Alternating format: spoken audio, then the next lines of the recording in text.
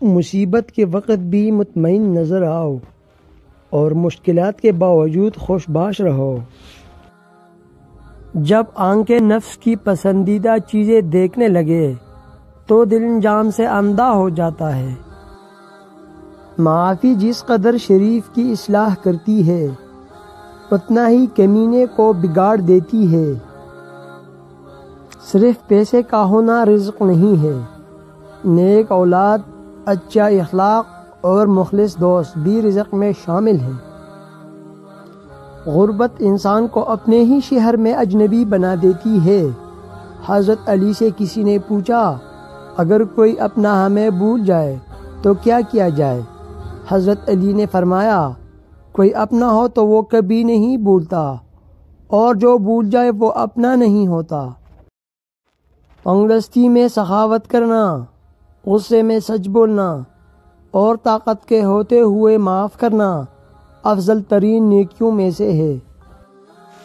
اور تمہاری تقدیر اتنی دفعہ بدلتی ہے جتنی دفعہ تم اللہ کے آگے ہاتھ پھیلاتے ہو۔ نصیحت دوسروں کے حال پر غور کرنے سے حاصل ہوتی ہے۔ دنیا کو خریدنا بے وقوف لوگوں کی تجارت ہے۔ اپنی خوشی کے لیے کسی دوسروں کی خوشی خاک میں مت ملاؤ، تمہاری وہ خوشی بیکار ہے جس کے پیچھے کسی کی آنسو ہو۔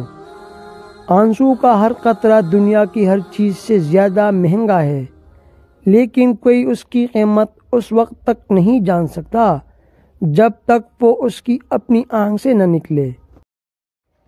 برے انسان کی محبت سے پرہیز کرو، کیونکہ وہ تلوار کی طرح ہے، دیکھنے میں خوبصورت اور اثر میں خطرناک۔ زندگی کی اصل خوبصورتی یہ نہیں کہ آپ کتنے خوش ہیں، بلکہ زندگی کی اصل خوبصورتی تو یہ ہے کہ دوسرے آپ سے کتنا خوش ہے۔ جب رزق میں کمی واقع ہونے لگے تو کثرت سے اللہ سے استغفار کرو۔ دکھ میں کبھی پچھتاوے کی آنسو نہ بہاؤ، کیونکہ تم وہ خوش نصیب ہو جسے اللہ نے آزمائش کے قابل سمجھا۔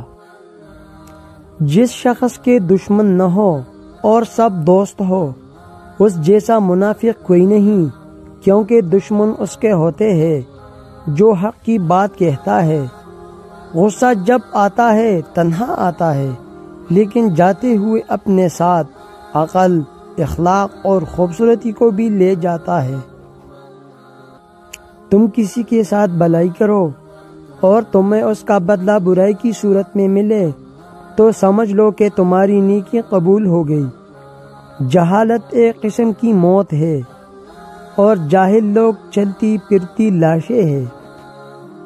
دوستو، اگر ویڈیو پسند آئی تو مزید اس طرح اسلامی ویڈیوز دیکھنے کے لیے ہمارا یوٹیوب چینل سبسکرائب کیجیے اور ساتھ ہی بیل